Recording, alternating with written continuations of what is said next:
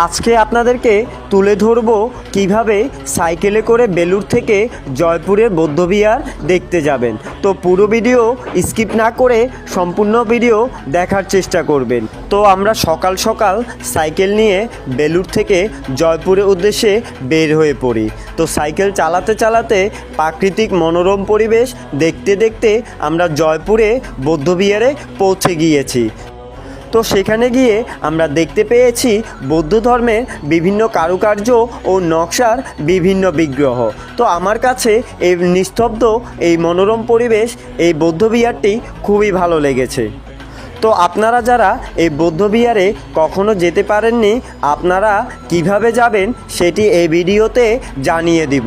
আপনারা যারা কলকাতা থেকে এই বৌদ্ধবিহারে আসতে চাচ্ছেন, হাওড়া স্টেশন থেকে বেলুড় স্টেশন এসে একটি অটো ভাড়া করবেন।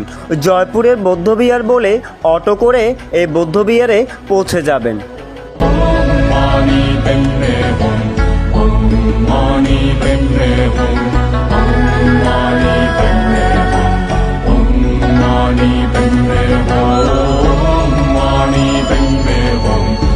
সো ভিউয়ার্স, কষ্ট করে ভিডিওটি দেখার জন্য আমার পক্ষ থেকে আপনাদেরকে ধন্যবাদ জানাই। ভিডিওটি ভালো লাগলে লাইক, কমেন্ট, শেয়ার করে আমাকে উৎসাহ দিবেন। ভালো থাকুন, সুস্থ থাকুন।